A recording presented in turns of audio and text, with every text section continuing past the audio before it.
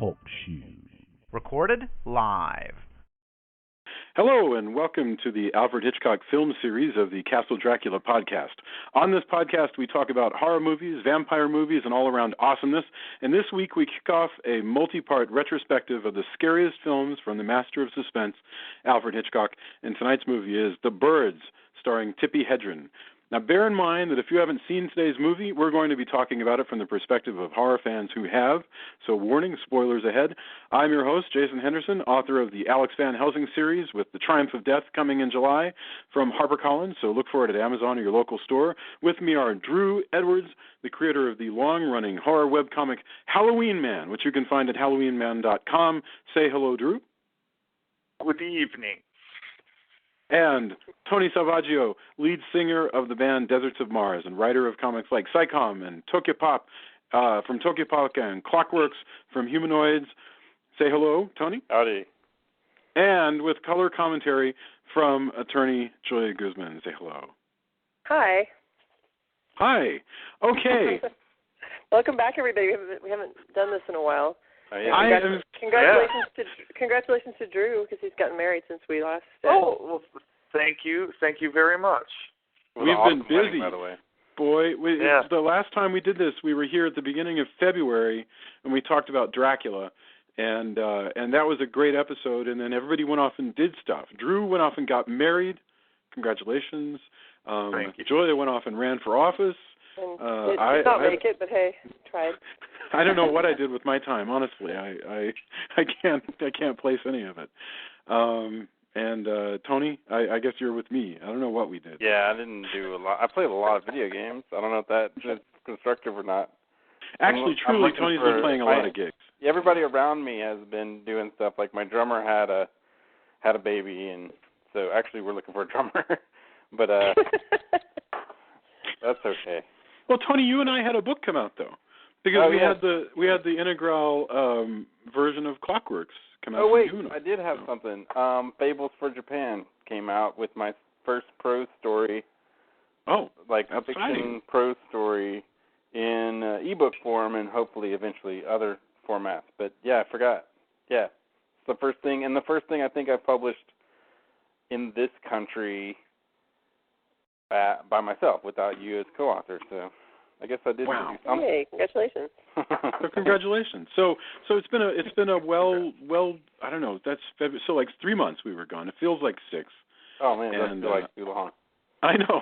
I just felt so lost. My Tuesdays have been just so colorless and gray without you guys to talk to. So here we are. We can get All right. The Birds. In brief, The Birds is a 1963 suspense/horror film directed by Alfred Hitchcock, loosely based on the 1952 story The Birds by Daphne du Maurier, and it depicts Bodega Bay, California, which is suddenly and for unexplained reasons the subject of a series of widespread and violent bird attacks over the course of a few days. That is an extremely, first of all, lifted from Wikipedia, extremely high-level description of this movie, but I didn't want to bother giving anybody a blow-by-blow of the film, because we're gonna go into it. I want to get first impressions, as we always do. We go around. So first impressions of The Birds. Let's go in alphabetical order of first names and start with Drew. First impressions of The Birds. First impressions of The Birds. Man, so much has been written about this movie. I don't know what I could possibly say, but I will give it a shot. The very first time I think I saw this movie, I was in junior high, and it was just being kicked on the schoolyard about scary movies to rent for the weekend, and somebody mentioned The Birds, and of course, it's an older movie. I'd heard of it, but I'd never seen it, and I rented it with my brother, and I remember being very, very taken back, in particular, by the scene where she's sitting at the schoolyard, and I'm sure this is the scene everybody mentions, but the scene where she's sitting on that bench in front of the school, and all of a sudden, every time you just panel back in, you see more and more crows. And that was a very, very, very strong, haunting image, because if you live in Texas, almost every fall you get a reenactment of that with various different types of birds. Grackles, no less. Yeah, grackles. Grackles, yes.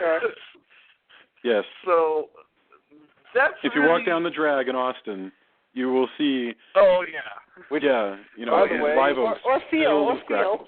By the way, in Japan, I saw like real crows, like the huge, scary ones, and I can see like 'cause those are not grackles. Like seeing those around, I was like, I see why crows are scary. They're really formidable birds. They're really big, really huge. And when you're growing up with grackles, you're like, they're pretty big. But the thing that everybody who has not seen this movie seems to take away from it is like, birds. How could birds possibly be that scary? And then, of course, when you actually watch the film, a swarm of birds is terrifying as a swarm of zombies or a swarm of piranhas or a swarm of whatever creature. In fact, I would go so far as to say this movie is probably a large influence on a lot of zombie films. Even though there are no zombies in the movie, there's birds. But oh my gosh, yes. So we need to get into that. That needs to be a section of our discussion.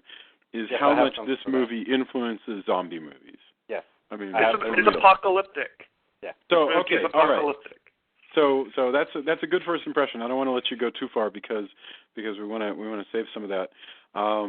Julia, first impressions of the birds. I just think it's scary. It's a lot scarier than I remembered it being.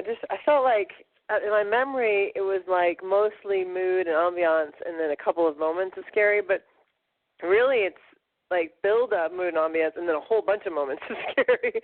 I mean, it's really got a lot of of just terrific movies, but moments. But I thought it was neat. Definitely. I guess I didn't remember it that well, so I suppose maybe it's not as memorable as it could be because it seems like or maybe I just wasn't paying attention when we watched it the first time. But I think it was a good film and probably not the best Alfred Hitchcock, but one of the better ones. So yeah, that's what I have now. Wow. Tony, your thoughts? I really like the movie, but I don't, and I hope people, I know, Hitchcock is kind of sacred, but it's not my favorite movie, and it doesn't resonate how I wish it would. Like, I love all the technical bits of it, maybe, more than I like the movie itself. And I've always kind of felt that way. I haven't watched a lot, but it's kind of one of those things of like, for whatever reason, it never really resonates with me. And I wish I knew why, because it is scary. It is, it's moody. It's got a lot of awesome bits. It's Hitchcock. There's, volumes written about just editing, Yes. Sound design, etc. I mean, it's got all those great bits, and it's informed so many more movies. But as a movie, for whatever reason, it never has grabbed me like I want it to. And I wish I knew why, because it's got all the ingredients. It's like one of those, meals that you eat, and you're like, this was by all means a good meal, but for some reason it was missing a spice. I don't know what spice that is. But I wish I knew, because it's fantastic, but it just never really does it for me. But it's okay. It's informed. All right, very good. So that's from movies. And even like even a Hitchcock movie that doesn't grab you, it's still an awesome movie. That's the thing. Like the Hitchcock movies are better than a lot of movies. So I keep thinking about the fact that we've watched a lot of really incompetently made movies. Yeah. Because we spend a lot of time going to Something Weird Wednesdays at the Alamo, which shows just sort of random crap, and you look at all the different ways that a movie can be made badly. And this guy is so good, at what he's doing. So yeah, even with a disappointing one, it's good. But I got to say, my first impressions, Drew really loves it. Julia loves it a little bit less. You're not so crazy about it. I really loved this movie. For me, The Birds is I exactly like Julia. I had no recollection of this movie being as tense as it is. Now, when I watched it this time, for some reason, I was just really tense the whole time. I was freaked out about, the birds are out there, and at every moment, they're either attacking or they're massing for an attack, and it's really just unnerving. And it reminded me of like Dawn of the Dead and any one of those other those other kind of pictures that just play on your paranoia, like they're going to come back at any moment.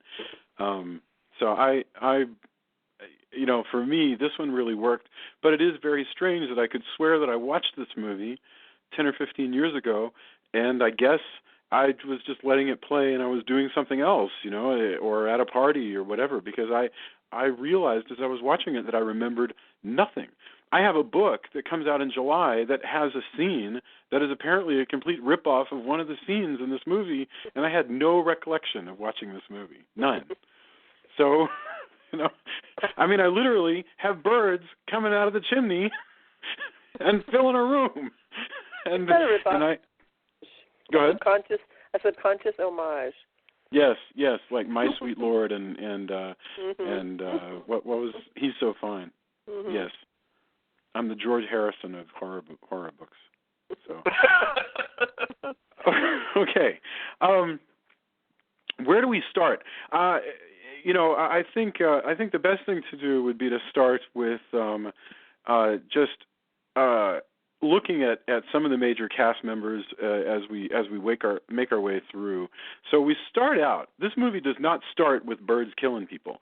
This movie starts out as kind of a romantic comedy, sort of, or a romantic something or other, with a meet cute between Tippi Hedren as Melanie and Rod Taylor, Mr. Handsome Rod Taylor as Mitch Brenner, who meet in a pet store. And this whole sequence of their romance lasts, I swear to God, like 40 minutes before the movie really gets roaring.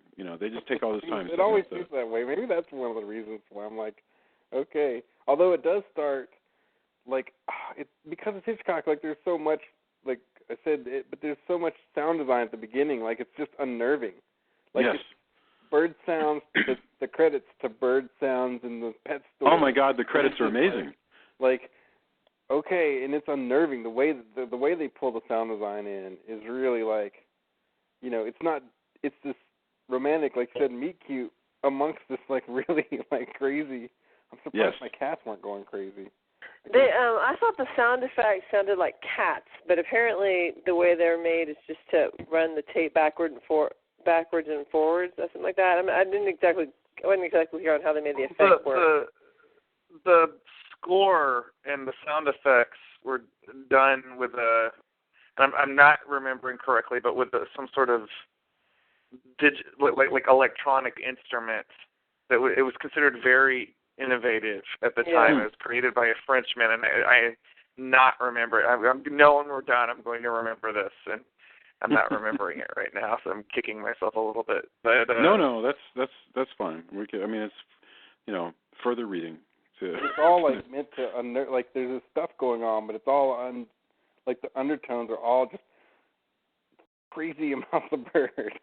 For like the So you're right. Before the meet cute, you open up with this opening credits that feels very, very modern. With all the images, and they're just being sort of slashed away by these birds flapping around. And the thing about birds, a whole bunch of birds, is that, unlike, like an army coming towards you, birds just seem so crazily random. In other words, like, they're not going to kill you. You don't feel like seeing all those birds, you don't feel like they would kill you. You feel like they would injure you greatly, and you would still be alive, just injured, Yeah.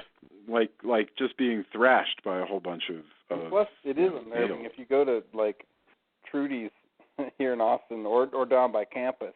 Yes. Like, close to night, and it's just this crazy grackle sound. Mm-hmm. You can't believe, it's like, what's going on? Like, what is that, Texas is full Sure. of these ambient sounds because we've also got those cicadas. I mean, the cicadas were freaking us out while we were watching the birds because all of a sudden I heard this, and I was like, "The hell is that? Is the?" I was like, "Is the dryer running?" And I go into the other house, and finally I suddenly our other house, I go into the other part of the house. I finally come back around and I'm like, wait a minute. I walk to the front door and I open the front door and suddenly it's just like many, many decibels higher. It's just because the outside is just full of those freaking cicadas that just basically fill the air. Yeah. No, it was scary watching that movie. And plus, there was lightning going on, and there was random thumps. Yes, that's like, what's going on? Yeah, there were noises upstairs. There was things thumping around upstairs. There's no children. There's no children upstairs right now, so there was no reason for there to be noises. Wow. Stephen King said the most scary thing to suddenly hear in a house that's supposed to be empty is the toilet flushing upstairs. No, we didn't hear that. That would be pretty scary. Yeah. Okay, but this whole scene where we're done with that, and now we meet Tippi Hedren and Rod Taylor in the pet shop, and suddenly we are in a movie that I don't know if any of you guys know anything about Technicolor, because I do not, and I would love to hear more about it. But the moment we look at this movie, it looks so 60s, right. So very. It has that color, it has that texture. Tippi Hedren, who is a blonde with yellow blonde hair and a beautiful, expensive green suit and pearls, and she walks into a pet store that's full of color, and it just has that texture that, if you think to movies of the 70s, they didn't look like this anymore. So, what can somebody talk to what we're seeing when we see the color of the 60s? I think it's the palette that you recognize at the time. I mean, also usually for example, the pet store, there's no white. It's all everything's a color, right? The walls are kind of, if I remember, kind of bluish. And, I think the film process itself, plus just the colors of that era, are very evocative. You can't get away from that. Again, her green suit, Yes. Stuff like that. Yes. And, he's wearing. But if you think of Mad Men, a scarf and But Mad Men takes place in this era, right? Yeah. But it's shot on modern film, so it doesn't look like a movie made in the 60s. It looks like a modern movie made about the 60s. True. Whereas if you look at a Doris Day movie, it looks like this looks. But I can't help but think that those cameras still have to exist, or you could process your film today to make it look like this looks. Well, have you seen Down with Love? Yes. Well, that was the example I was thinking of. Down with Love, they actually do that. They do whatever it takes to make it look like that, like this. And there was a movie about them filming kind of a Barbarella type movie. Oh, man. Are you talking about not Dominique? No, it was CQ, Q. Anyway, but it had that same. They did the same thing, Yeah. Isn't it Danger Dominique? Is that right? Anyway. No, that's a similar one though. Oh, okay. So anyway, we meet.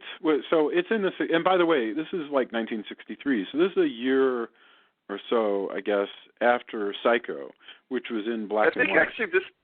I think this might have actually preceded Psycho. What's the year on Psycho? Let's have a look real quick. By the way, it is CQ. That movie. I could be wrong. I'm not going to take bets on that, mind you. But I think this came first. Psycho, the film, comes in 1960. So no, this is 3 years after. But what's interesting about this is that, think about Psycho, right? And we'll probably talk about Psycho in our Alfred Hitchcock series. But Psycho is 1960. This is 3 years later, and this could not be more different from Psycho. That movie is this high contrast black and white. This is this beautiful, soft, vibrant color film. Even though it's a horror film, it's got all this vibrant color.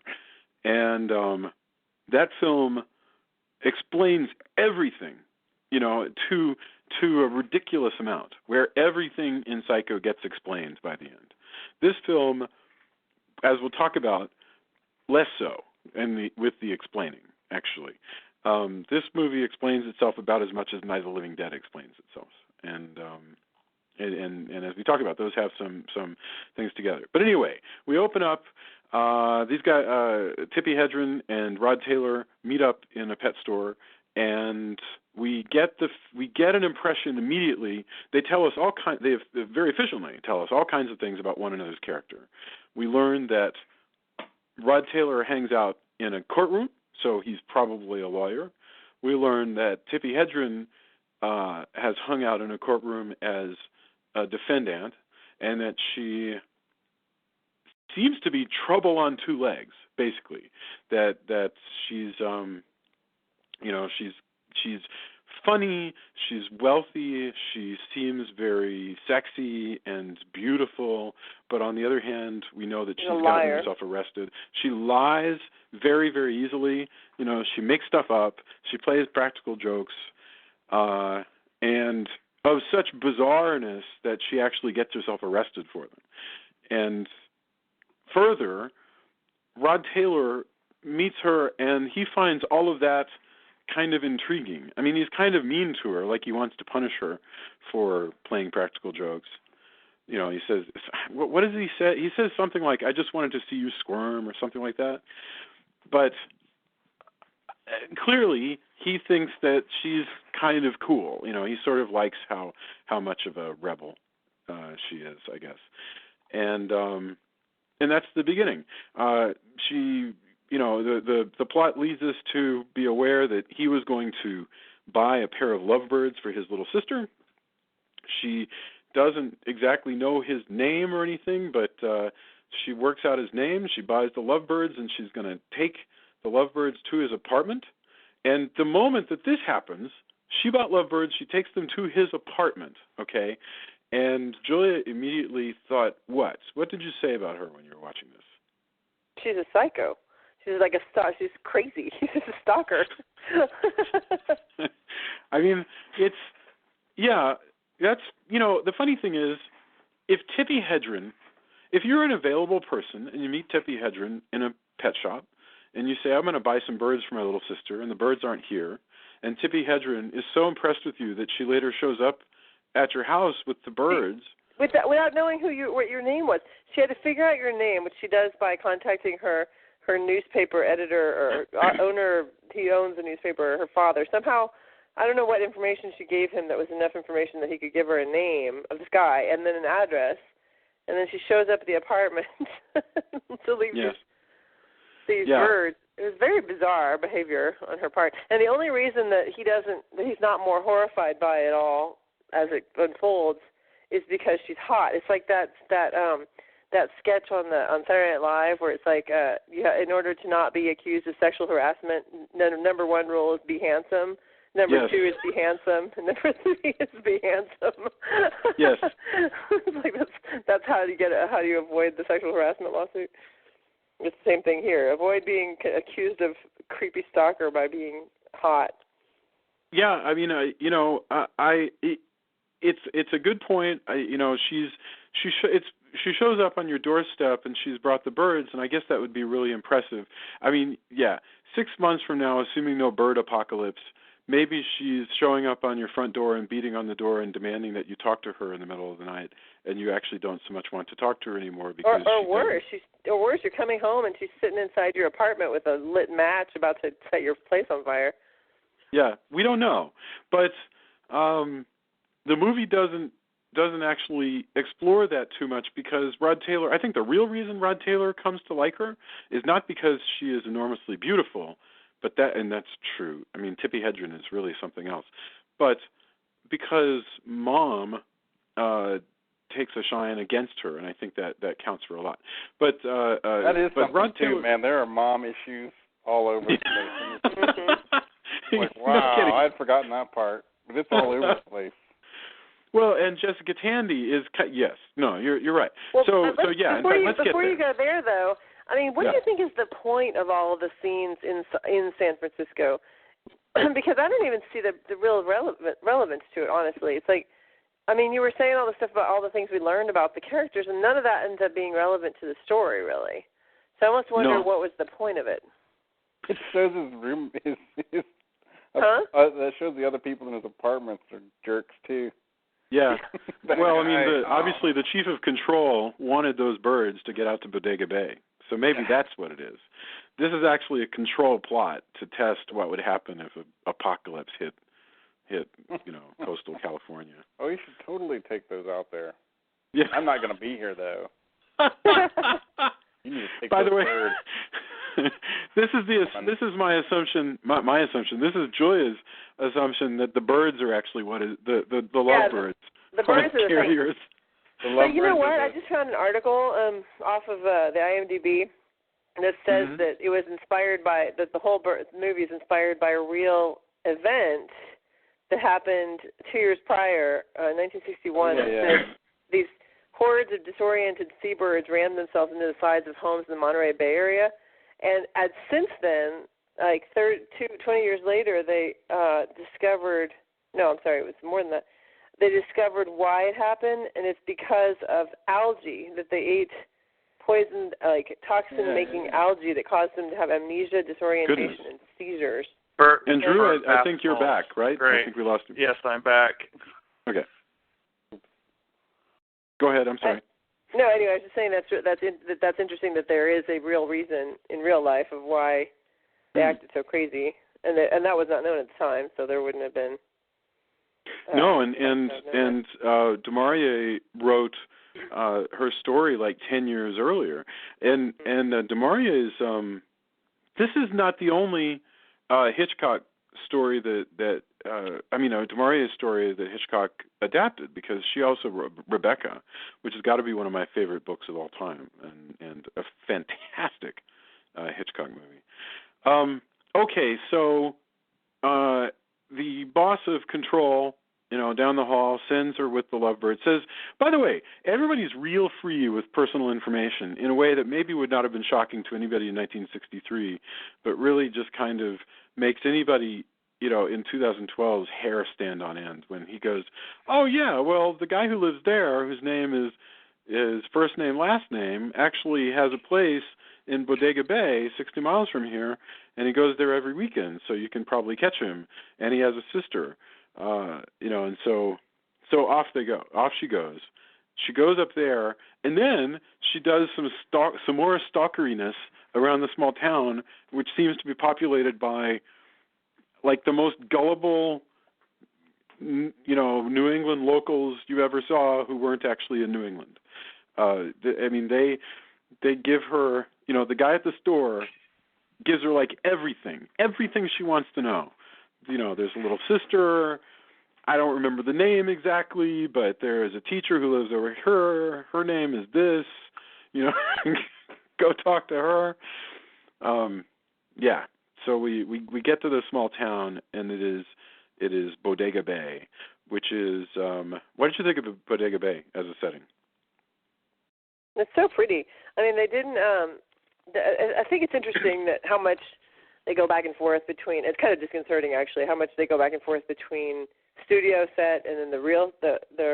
The what do you call it? The practical location. Yeah, because it's just such a beautiful area. But I know that I've read that Alfred Hitchcock didn't like filming on location, so he was always trying to pull it back to the studio. And I don't know, it just kind of throws me off a little bit when they do that. But it's just a lovely place. It's on, and then her drive down there, her crazy speeding drive down there with the little birds. I like the bird part. The little fake birds going back and forth that she turned. That was so funny. But it was just beautiful. Huh? Yes, drive us faster. Yes. It actually, the town could just as easily be in a Lovecraft story or a Stephen King story. Yes. It would fit well within either of those as well. So.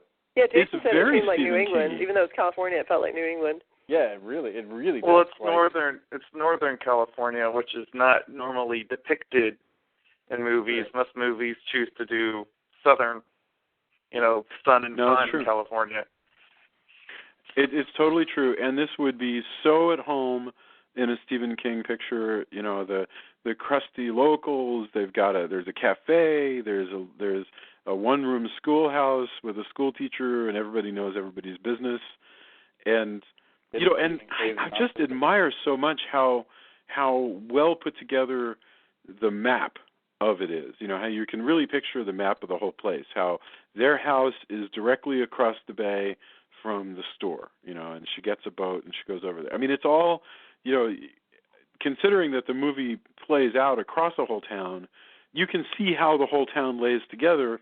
Versus, you think of a lot of movies that take place in a town, like we talked about Fright Night, and I couldn't draw you a mental map of how, of what Charlie's town is like, or I can't even really particularly draw you a mental map of the town that Michael J. Fox lives in Back to the Future. But this town, you can really see it.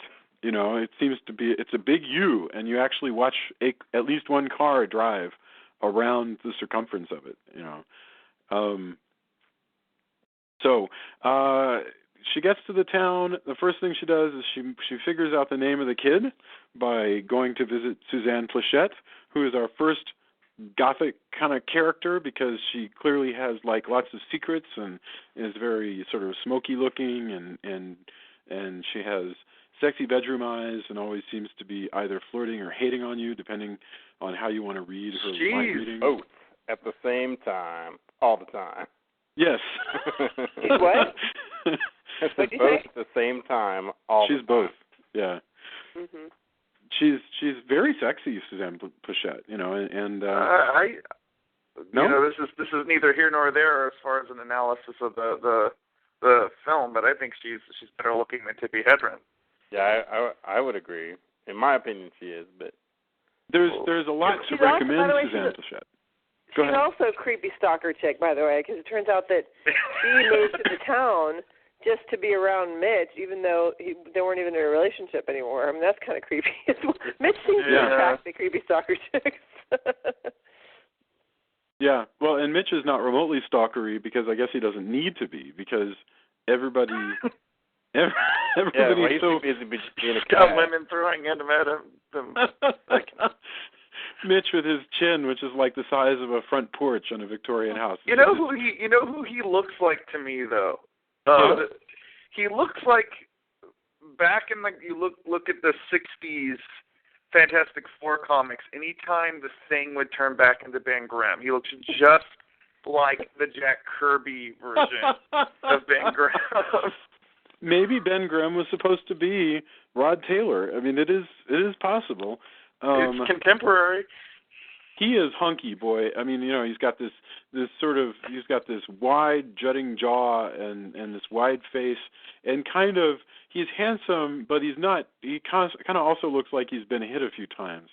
So because he has a sort of flattened nose, and consequently he's a tough guy, and great. He's great, but he's very handsome, very 60s. I'm glad that hanging out doesn't require, like, hanging out and looking cool doesn't require wearing a scarf anymore. Like, right? Right. Like, anytime I see that, I'm like, oh, man, not that I probably would anyway, even during that time, but that seemed to be, like, if you weren't doing that, what are you? Right.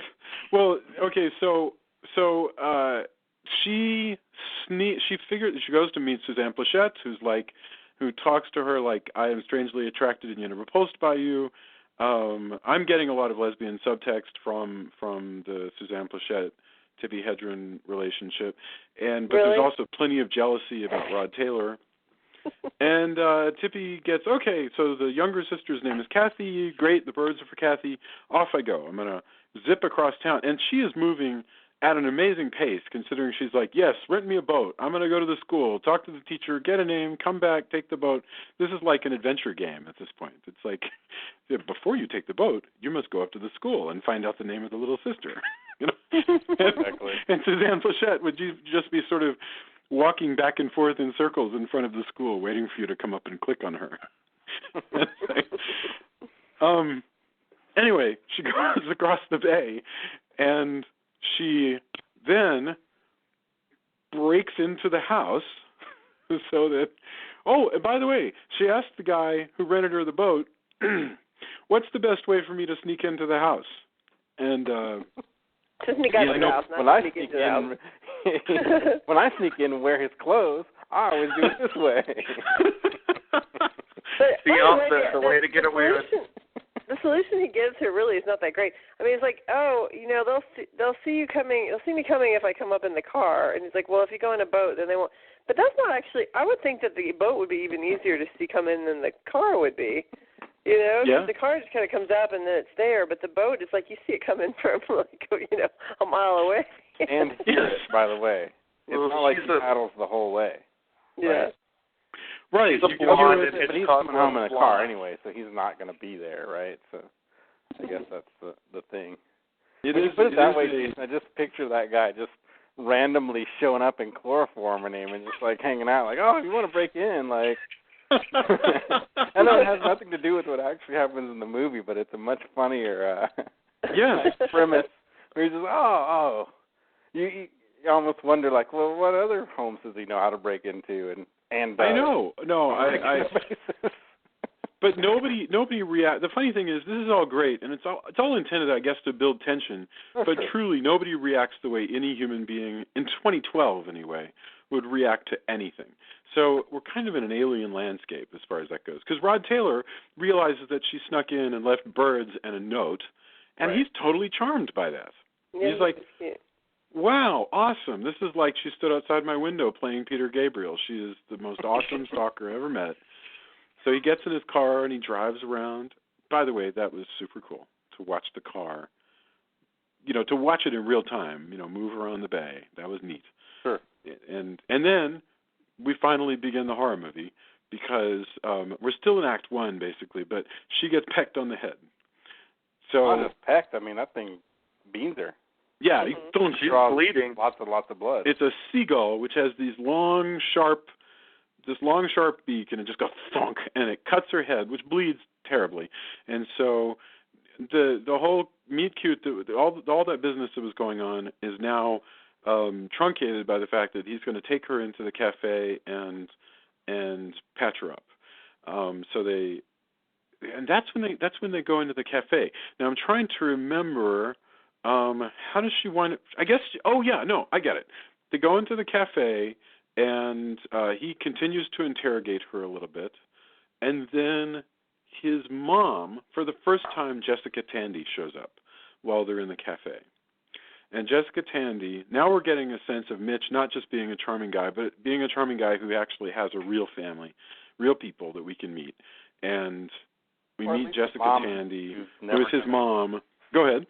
At least he's got a real family, or at least a mom who no girl will ever be as good for. Mm-hmm. Yeah. No matter who. Yeah. Thanks, Mom. That's where that gets weird, too. You're just like, oh, look, you brought another one of them. Is the feeling you get. You're like, oh, dear God, yes. Like, this is another Norman Bates. Like, she's, like a boy's best friend is his mother, and you gotta wonder what was the deal with Alfred Hitchcock's mom. Right. Well, I was watching it, and I'm like, oh, wow, mom issues. Oh, wait, Psycho.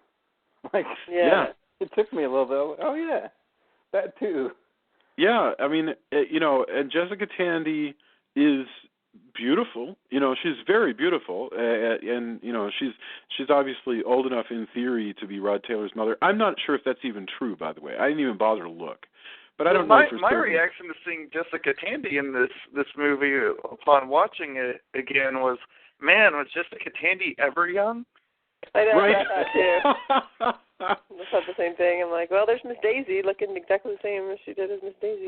She has an amazing voice, by the way. Immediately Go after ahead, Tony. the movie, I accidentally, I've been catching up on Buffy, and I immediately watched the episode where it's like Spike and his mom and all that crazy business, and I'm like, wow, I guess tonight's just the night for weird, clingy mom. Mommy issues. Yeah, it's like, there you go. And it just happened to be, right afterwards. I'm like, oh, I'll watch another episode. I can tell you, I can sign an affidavit to the effect I have zero memory of Spike's mom on Buffy the Vampire. But you know what? She is old enough, because I looked it up, but she's 21 years older than him. So, let me see. Wait. Yeah, that's right, 21 years old. So she could have been his mom easily. Oh, sure. Absolutely.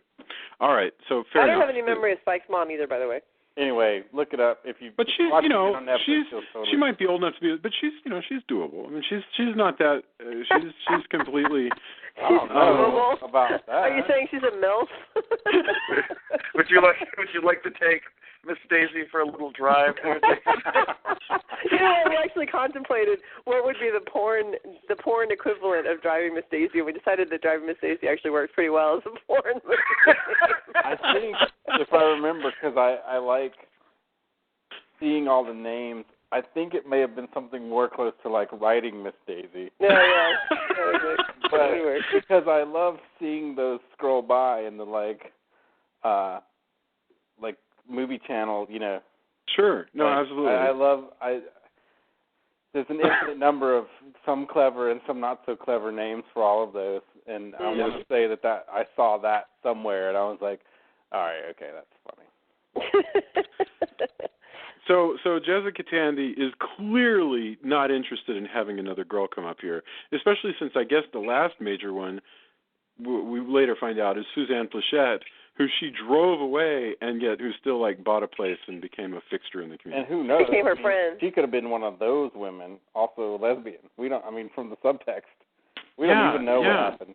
Or did that happen after she drove her away? She's like, I'm sick of men and their weirdo mom issues. Right. Yeah.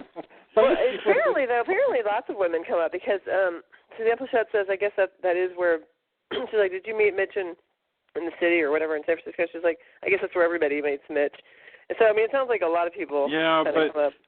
But you know what this woman is like. I guarantee you that a testing set of one is enough for her to draw a conclusion. I'm sure that she could be just referring to Suzanne Plachette and could have generalized. No, I'm saying that was Suzanne Plachette that said that. She said, remember when she came up to Annie's house? Oh, yeah. She's like, oh, did you meet him and Mitch in the city? Well, I guess that's where everybody meets Mitch or whatever, something like that. Wow. All right, I'm just making sure that I'm still on because I saw my podcast thing refreshed. All right. So get back to my notes. Where we go from there, let's see. Tippi lies and says, I'm staying the weekend because she doesn't want to come out right out and say I'm stalking you, although she pretty much does. I mean, everybody knows what's going on. So Rod is having a good time making her come up with answers, and she says, well, I'm going to stay with Annie. My friend Annie. Yes, you know, who's the one person she's met. And Tippi Hedren has the ability to lie of Kaiser Soze. I mean, she just basically sees something and adds it to her story. She just met Annie, and so that's who she's staying with. And Rod Taylor says, well, great, have dinner with us. Dinner leads to going back to their house, and that's where dinner's going to be, and you meet the beautiful, not like Jessica Tandy beautiful, but like, the little sister, lovely little sister Kathy, who is played by the girl from Invasion of the Body Snatchers, and now Veronica Cartwright, I think was her name. Mm-hmm. And that leads to being invited to the birthday party the following day. I'm skipping over some stuff, but basically we're still just in a universe of character. I mean, Tippi Hedren goes back to Suzanne Plachette's house, and they have just a lot of their character business. And the bird flies into the door.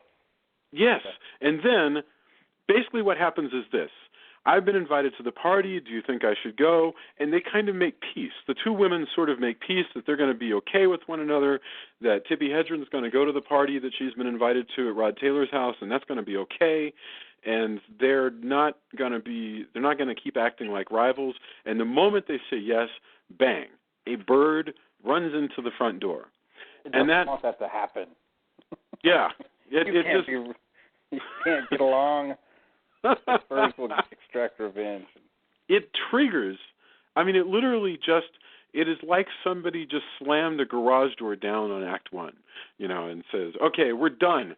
All the character stuff is now in place, and so there's a bird that mysteriously attacked. Next day, they go to the kid's birthday party, and now we enter into a full-on disaster movie where one sequence after another involves bird attack, where whatever birds are on hand swoop down, and then they leave, and then they come back. So well, they're like, oh, there's like this little kid who's being completely attacked by these birds, and they're just drilling into the back of the kid's head.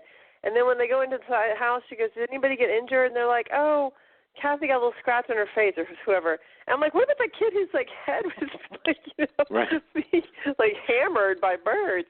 He was a servant's child. He didn't count. He was. I do like that they never really explain it, and that's awesome because like I feel like if they remade it, that it would be something like there was a. Well, they are talking about remaking this. Oh, really? They are. Yeah, the same people, Platinum Dunes, Michael Bay's company that did Nightmare on Elm Street and Friday the 13th, the Texas Chainsaw Massacre. They're going after the birds. Yeah, why not? Why hire an original writer? You've got the birds. People know the birds. Mm-hmm. So anyway, among all the when I think of like the fact that there's no explanation, that is totally like Night of the Living Dead. You know, Night of the Living Dead. A few people like whisper something about like a space probe. Actually, no, I'm sorry. A guy from the press says, "Hey, does this have anything to do with the space probe?" But there's never any suggestion that that's actually what's going on. You just literally have no idea why the dead are walking the earth. Yeah, we think in this case. We think it's because the little lovebirds are actually aliens. They're going to take over the world. That's awesome. I mean, it's a decent explanation, actually, that this might be an alien plot to kill people with the one valuable thing they got. I should say, Jason thought it was an alien plot, and I decided it was the lovebirds. Therefore, the lovebirds must be the aliens. Well, I thought that when the woman says, like, "You brought this on," I'm like, yeah, because she freed the birds in the. They were still mad from the pet store. Mm-hmm. Right. She brought them. Yeah, she brought it from the pet store in the city. Okay, that scene in where that long sequence, because there are several. We now, since it's now a disaster movie for the rest of the movie, there's a bunch of sequences. We have birds attacking, birthday party with birds attacking inside the house, birds attacking the school, so you have a long running scene. You have birds attacking the restaurant and the gas station across the street and all that, and then the final section is on the house. But the gas station scene. Oh, go ahead, Tony. Yeah, well, because of that. By the way, the birds are like, man, we did not anticipate that happening. That is awesome. About the fire, you mean? Right, yeah, the fire and the explosion. The birds are like, oh, wow. I mean, yeah, okay, so carnage, but you guys really brought it. Like, we did not anticipate a full-on multi-car explosion from just attacking you. Tony, did I hear you saying just now that you think that the bird thing was a metaphor for how cities ruin towns? No, I think the birds were just like, that's awesome. Like no, but I mean before when you said yes, how she brought it by bringing the birds in from the city. How everybody else treats her right. Like you came to the city, see what you bring. Yeah, that lady. That lady in the basically what happens in this sequence, for those who need recalling, Tippi Hedren is in this cafe and she says, well, the birds attacked the school, nobody believes her, and then the birds start attacking, and one thing that happens in the dialogue is that a town lady says, well, everyone says that all this started happening after you got here. So you must be causing this because you, City Slicker, came up, from the city. Oh, by the way, I don't know where that conversation happened because just a few seconds ago she hadn't heard anything about it, and now she's apparently privy to all kinds of town. They were all chatting in that back hallway. Remember, that's right. Tippi Hedren's outside, and she comes in, and they're all standing quietly in the hallway.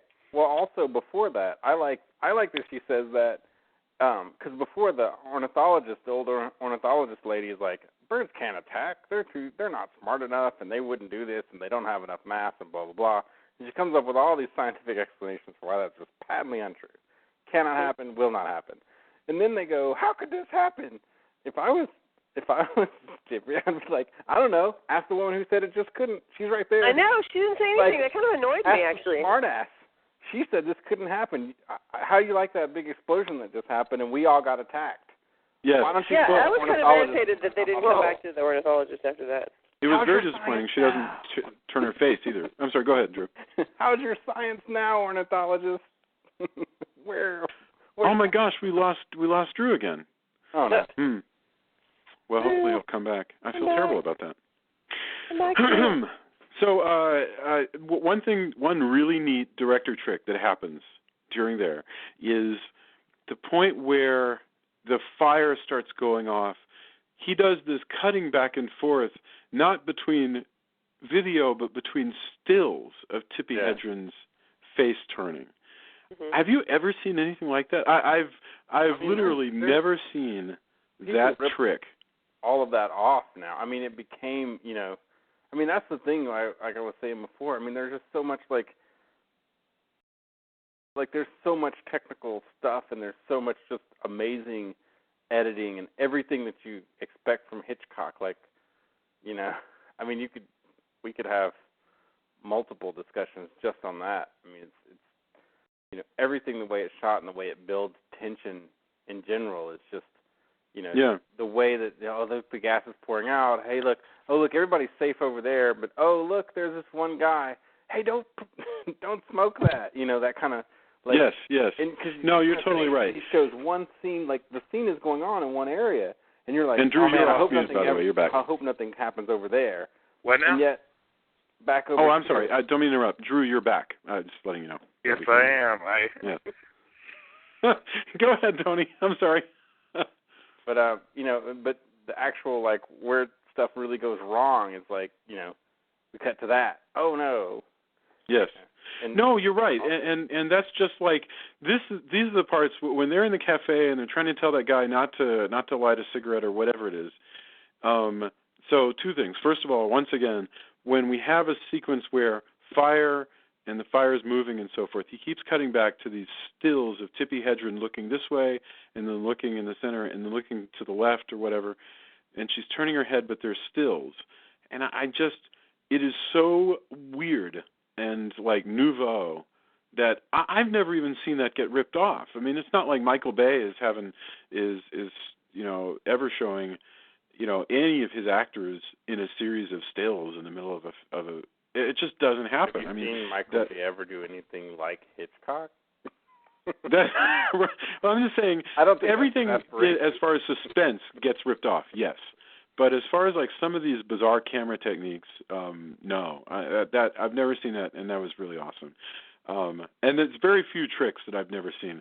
But that thing with the gasoline, where the guy gets attacked by a bird across the street, and so he falls, and he drops the gasoline pump, and so gasoline starts flowing down the hill, which nobody notices at the site, which I don't understand why, but whatever. Right. Well, and I mean, birds are attacking and stuff. Yeah, they're freaked out. They're freaked out by the birds. Yeah, but at that moment they're just busy tending to the guy himself. Like they're just kind of bent over him. No, and that's I'm like, true. Why aren't they actually dealing? I don't know, whatever. Anyway, because the answer, Julia, is because Hitchcock loves to construct these sequences that are built for you to scream things at the screen. Yeah, that's exactly. You're supposed to be going, no, look down. You're supposed to be like the people, and believe me, by the way, I've walked into many a room and done something stupid or said something stupid without recognizing that, like, a key person is standing behind me, or that I walked into the wrong room, or whatever. So it unfortunately it happens. It's totally realistic that you that you could totally miss that you're spilling gasoline all over the place. And this is so Dawn of the Dead. This whole sequence where zombies attacking people make all kinds of other stuff happen is, I want to know if this is like the first time that's happened in a disaster flick, because even War of the Worlds didn't cause random other accidents to happen. I don't remember like bridges collapsing in War of the Worlds or stuff like that, but this is truly scary. It was very much like a zombie movie. Mm-hmm. Although one thing that bugs me, and I know, like, it's weird to say this kind of stuff because, of course, again, Hitchcock is Hitchcock, and so it's almost like, sanctified, for lack of a better word. But, like, one thing that bugs me watching it now, being older, is no one suits up. It's birds. if you wear a motorcycle helmet, birds cannot attack your head. Mhm. Like, it's not like zombies where they can maybe chew through you or something. And the birds will scratch you and whatever, but nobody wears a thick blanket or puts on a silk or thick gloves. Well, and that's not part of really, what it's supposed to do, and I realize that. But it just, like... Well, it doesn't really get to that point, though. I mean, I don't know, man. When they're attacking everything everywhere. Yeah, like but... a bee I get that, but it's random. Yeah, people don't believe that the birds are attacking until they've actually attacked, and then it's like then you don't feel people anymore.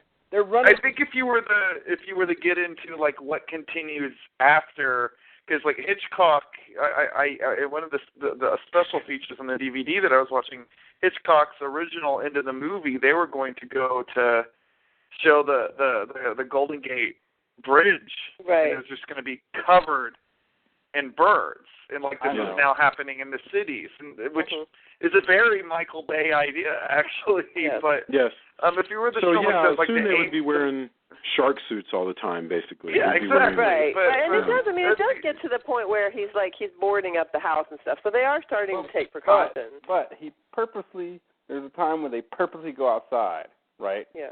Hey, they regrouped. Well, even then they're like, it's the typical horror movie thing. They're like, oh man, we should not go outside. Hey, would you join me outside while we talk about something? Yeah. Yes. They just walk the hell outside. Oh, this would be no, we cannot. They're freaking out. His mom's freaking out. They're like, we will not go outside. This is not something that will happen. I don't know what will happen whenever. Wait.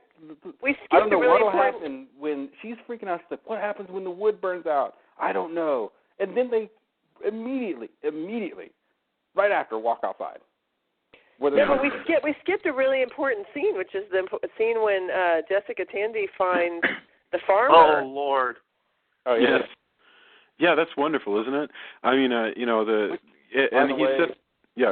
ahead. Resident Evil has some of the best bird ripoffs ever. Interesting. Those you find bodies that are kind of like that, and they even have a scene where you go into a room, and it's the best homage to birds. In fact, it's in some ways scarier than that because of the way they did the lighting and everything. And crows start attacking you, and the crows start appearing throughout as well. But there's a scene where you see your body, and then you're like, whoa, what's going on? And then all of a sudden they start flying into the windows. There's only a few, but to me it's one of the best homages that I've seen in a game that does something similar to that. And so it was really cool at the time too. Oh man, look, they're bringing not only zombie movies but other horror movies into this.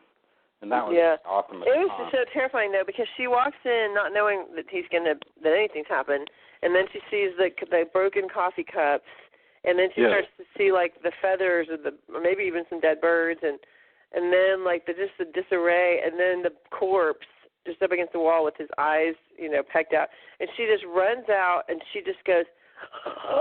She doesn't scream. It's just terrifying. She doesn't do anything. She just gets in her car and drives off Cesspool. And it's just really terrifying. I mean, it's such a great scene. And that's still scary now, and I can't even imagine how because you have to think at this point in time, the most grisly imagery people are used to at the movies is maybe Hammer movies or maybe a Herschel Gordon Lewis movie that's kind of cheesy. This is pretty realistic and it's grisly. Yes, true. Yes. Although somebody will have to explain to me. I know this is a stupid question, but it just seems to me that short of a heart attack or a stroke, I don't understand how getting your eyes pecked out kills you. I mean, they were really going in on brain damage. It's all kinds of things. Yeah, I mean, there could be the eyes, it could be the ears, it could be some kind of artery that was, maybe bled. Yeah, that's possible. You have these big veins. And plus, if it's enough of them, they can, they're heavy. They can crush you. I mean, especially gulls. Those things. It's awful though, because this is not an easy death. I mean, this would be. That's kind of the terrible part of it. That is really what's terrible here. Yes, is that this is like being attacked by a swarm of nettles. I mean, you actually see it happening when Tippi Hedren's getting attacked in the attic room. You actually see how they attack. So we end the movie with a sequence where they retreat back to the house and they sew it up, and they're going to hang out in the house. I don't remember what their big plan is, but basically. And now, by the way, everyone's a family. Jessica Tandy's now nice to Tippi Hedren because they see eye to eye, and Jessica Tandy has pretty conventional problems, just doesn't want to be left alone, and Annie is now dead because she was protecting Kathy, and the survivors are in the house, and it's the middle of the night, and Tippi Hedren hears a bird kind of flitting around. Fluttering around, yeah. She thinks that it's the little lovebirds, but it's not the lovebirds. It's not, and so she naturally, goes upstairs because she's so stupid because it's a movie and you have to have something to yell at the screen, like you just said. Why are you going upstairs? No. I think that's actually completely true. I think there is zero reason why she would go up there. By herself. It just doesn't. But because she does, and again, she makes a boneheaded move, and so, okay. And Hitchcock said as much, because Tippi Hedren was like, I don't get why my character would do this. And he said, because I said you would. So, he knew also. But it's frustrating because there she is. So she's in the room. And once she's in, she can't bring herself to open the door to get back out as birds, peck the crap out of her. I mean, they just sort of bang, bang, bang, bang, bang. One thing I did think is interesting about the direction is she's not a scream queen at all. No. She makes almost no sound. No. As opposed to just being the typical kind of horror movie woman. There's none of those histrionics at all. And by the way, it said that in the literature about it that she, after that scene, because it took a week to film that scene, she had to be hospitalized from exhaustion because it was such a traumatic, horrible scene for her to film, and that the next scene when he's carrying her out of the room is actually a body double because she was in the hospital from how horrific it was. That's crazy. Amazing, huh? I mean, yeah. Hitchcock was well known for being extremely hard on his actors, and apparently some of this was accomplished by having live birds tethered to her with fishing line or whatever. So she can't get away. She's actually being attacked and even cut by birds, which is crazy. I mean, just nuts. So nowadays it would all be CGI or puppets or a combination of both. I have no idea. I'm pretty sure they don't have a thing at the end of this movie that says no animals were harmed during the making of this film. Oh, yeah, right. He manhandles a gull at one point, like something fierce. Yeah. Yes. You're like, ooh, I don't think PETA had a hand in this. It's probably the SPCA probably was formed because of this movie, or whatever the organization is that approves how animals are treated in movies. What's it called? Yeah, this is not. They were not kind to the birds that were in this at all. So when it ends, when Rod Taylor manages to rescue her, the rest of the film is this final sequence where which is just about the suspense of whether they can make it to her car and then drive out without getting attacked by the birds. And we fade out with everybody in the car and driving away. And we don't know whether this bird apocalypse is happening everywhere, or there's stuff on the radio, but we don't know if it's going to keep growing or if they're going to go away and the birds are going to stay there or what. We have no idea. And it fades out. We can pretend it leads to the truly terrible birdemic. Yeah. I don't know if you've seen that, but wow. What is birdemic?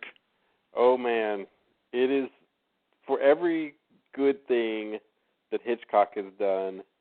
Imagine its opposite number in like a bizarro world, where everything that you think is good and awesome that Hitchcock does, flip that. Oh, is that the one with the terrible. awesome strange composite shots? I think I saw some. Look it up. Look up the Birdemic special effects and everything, right. And any where you're like, ooh, the blue screen kind of looks, green screen kind of looks dated here. The compositing looks dated at the time of birds. realize when this was filmed versus when Birdemic was filmed, and go, wow, yeah, that's what the difference between a master at the time and the person who made Birdemic, which is at least worth watching once. But but if I will. maybe we'll the Bizarro World version of this. As a special feature, we may discuss Birdemic. Ooh, I don't know about that. But it's at least worth looking up the greatest hits on YouTube because it's fascinating. But this is how The Mist ends. The Mist ends with them The Mist ends with them driving out into the wilderness, and then very bad things happen soon after. But this is how the Mist short story ends, with them just driving into the distance. Right. Because in the short story, go ahead. This is a very I wonder. The ending is very John Carpenter. It's just got that. It just sort of stops, and it's like the characters go on, and maybe there's more story, but you don't get to see that. Right. And I love that.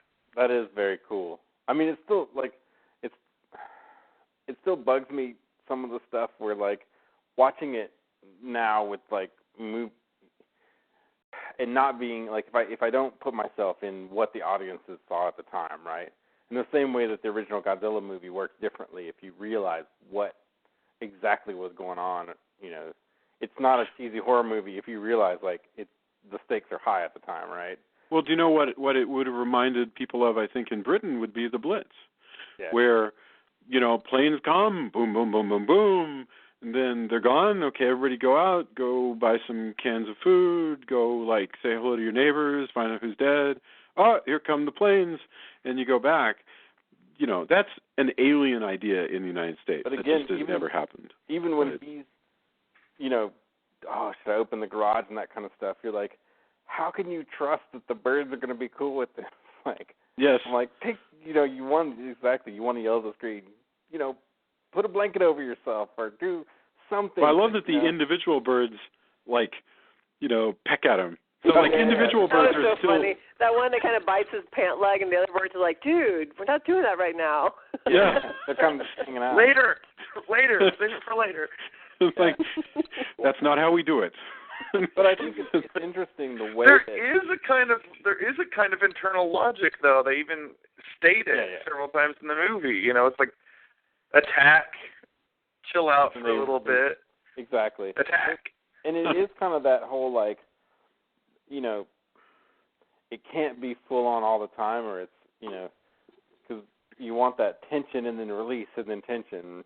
And well, when you think about it, that's it's funny you would say that, because that means that the artificiality of the movie is so close to the surface that you can see it if you look for it, which is that means because the birds attack and then don't attack pretty much just sort of constantly, then that means that it works like this. Bird attack, move the characters to a different location. Bird attack, move the characters to a different location. So basically you can plot it like Mission Impossible 2. It's just, I don't know, what do I want to do? Well, let's have a run from the school. Okay. You gets away with it because this is more or less a supernatural horror film. So it's kind of, it works off this sort of wrath of God logic. Right. And, Hitchcock himself, it's also a very Hitchcock idea. He always would say that, a smoking gun is not frightening. It's the anticipation of the bang. Oh, absolutely. And absolutely. You're building up the... I'm sorry, I interrupted you. Please continue. No. I was just going to say, you're the times where you're waiting for those bird attacks, you are on pins and needles, and it's almost worse than when the birds attack. It's actually on screen. It is awesome. You're right. Walking, and you're like, no, they're going to now. They're going. All right, surely now, right? When the whole sequence when they're walking on the street. Yes. And you're like, yes. Oh well, surely, this kind of tension can't go on, and he keeps leading you on. I mean, that's kind of the brilliance of it, right? Well, especially there's that scene with, that scene.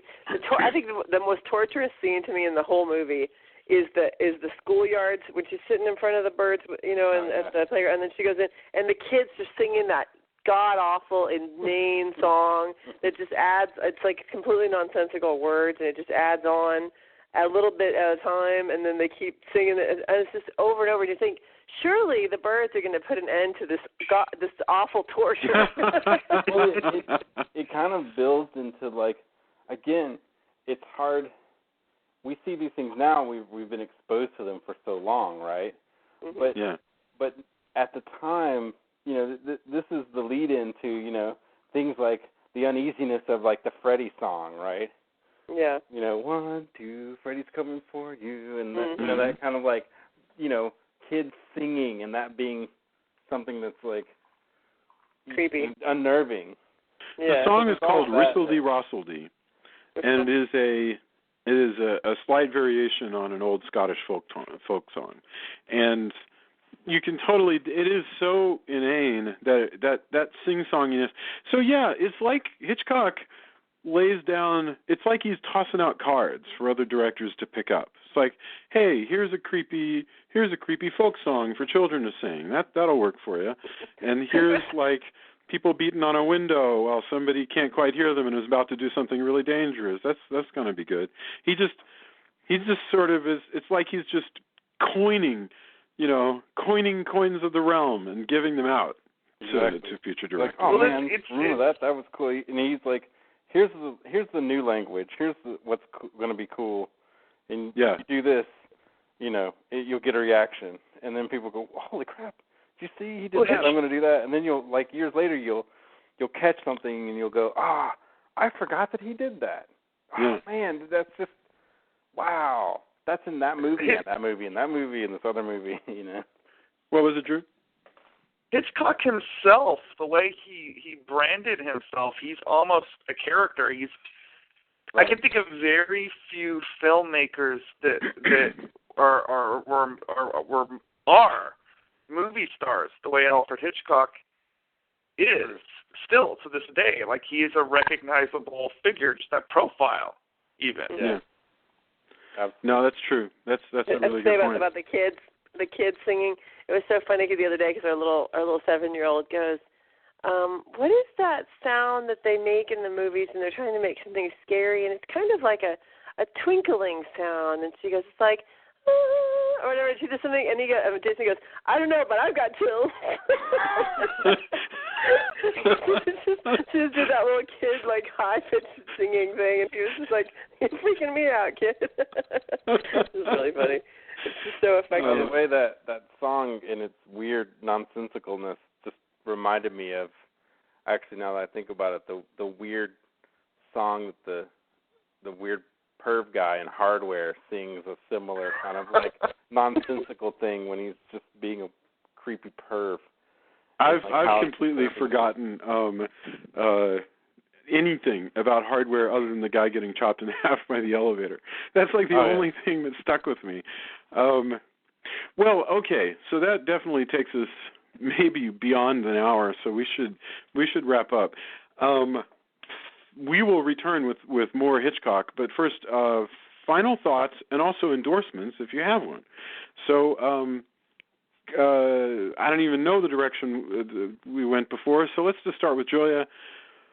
Final thoughts, and also if you have anything you'd like to endorse, just let us know.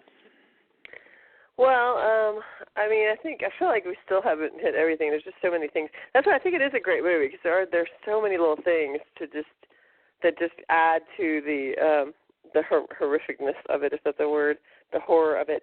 But I don't know. I'm looking forward to the next. I don't know what we're going to do next with Alfred Hitchcock, but I think this is a great theme for us to embrace in our little podcast here. So I'm excited.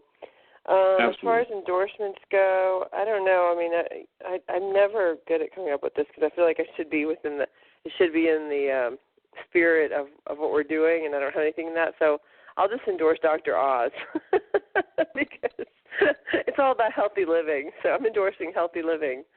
That's all I've got. All right. Okay. Wonderful. Dr. Oz. Thank you.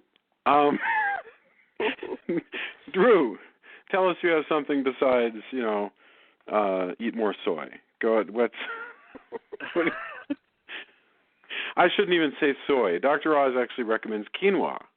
If you don't know what quinoa is, if you don't know what quinoa is, you should watch Dr. Oz. Dr. Oz recommends turmeric. I endorse turmeric.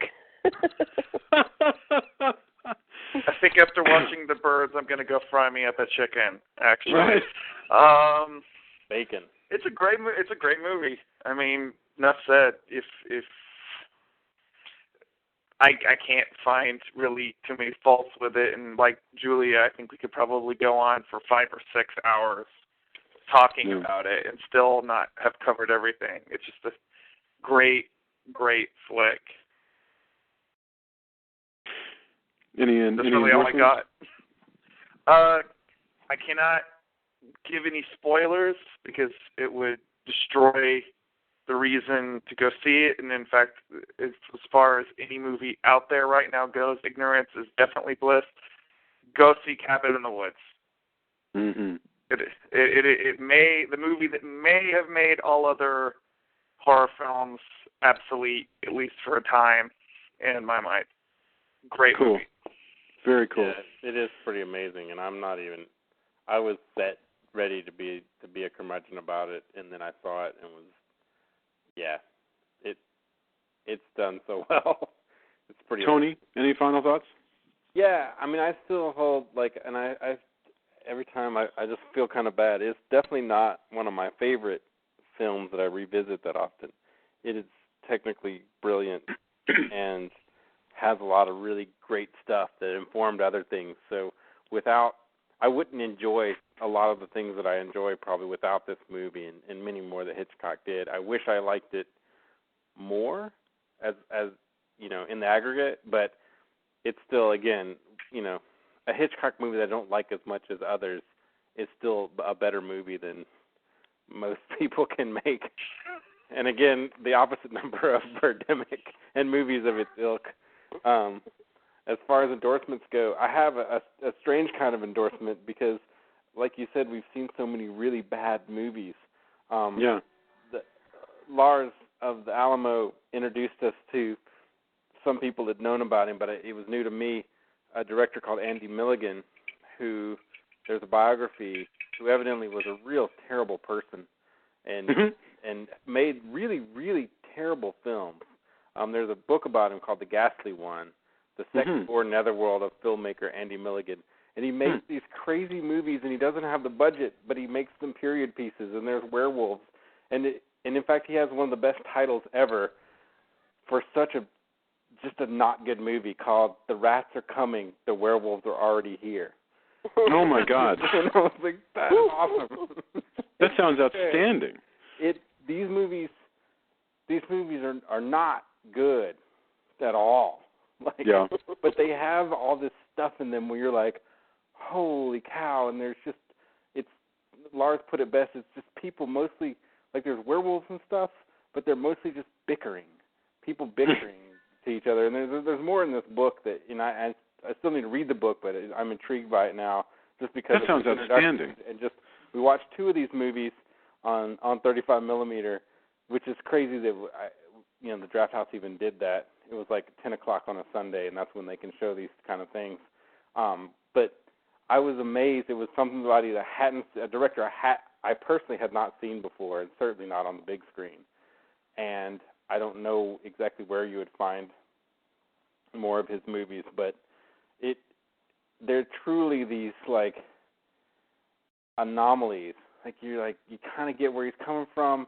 They're really bad, but they're trying really hard, and why you would make a period piece if you had no money. Yeah. And there's real animal torture twice. I guess he really hates mice, I think. and you can't believe that, holy crap, that just happened, somebody did this to an animal and that kind of stuff.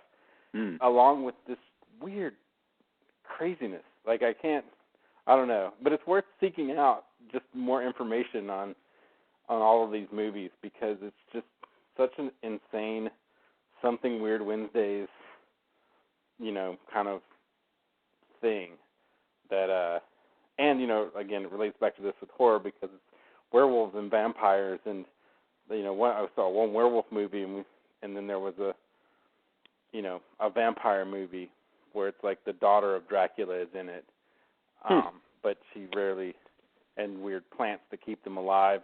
It's like these weird high concepts that almost work, except they're in these really bad films.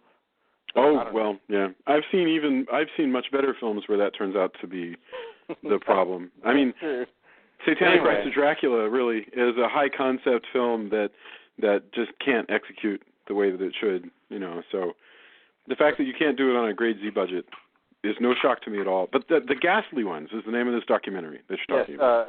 I saw it on Amazon, The Ghastly One. That sounds fantastic. And it's about Andy Milligan. And like I said, if you can see, I mean, these are not good, don't expect this to even be, these are sub-Mystery Science Theater movies. You might see them on Mystery Science Theater, but they're kind of too gross and too bad even for that. But yet, there's just it's a constant barrage of whoa, okay, that's happening. I mean, he would do things like Lars was saying, he needed rats, but all he could get was white rats, so he spray painted a bunch of rats. And then he tried to sell them back to the pet store, evidently, is the story anyway. Just amazing, But he kept making these movies, so, and he was, evidently not good to the actors and everything, but just through living in Austin and being lucky enough to have programmers like Lars and Zach and having the Draft House as a so really your endorsement is as much about the strange curative talents of the Alamo Draft House. Some people would argue luck is what would be involved in seeing movies like that. But for me, I feel pretty lucky that I can go see something so bizarre and, now, as opposed to just going to some weird, crazy grindhouse theater at the time and just happen to catch one of these bizarre movies. Right. No, precisely. I can see that on 35 millimeter randomly here in town, and that's pretty awesome. And I've spoken, by the way, to drive-in proprietors, and I've said, you got this drive-in, why aren't you showing old drive-in movies and obscure stuff or cult films or whatever? And they're like, get real, kid, Lars admits that they can't show the same kind of stuff at the Ritz now because they have to, the really. And it's not because really it's too objectionable, but because you need to bring in the dough, and people want to see the new thing. They want to see the Avengers. There's a limit to how much weird people will take. Yeah. Even now, once it's moved to the Ritz, and so that's why. Yeah, I'm not sure the Sinful Dwarf would have made it actually at the Ritz, probably. Just to pick one random strange German movie. Okay, so my final thoughts are: this was a much more tense movie than I had remembered it, and I really recommend, taking a step backwards in time and looking at the birds. It's a great way to kick off our Hitchcock retrospective. We've talked about it. We could keep talking about it, but basically, I really enjoyed being afraid of this movie.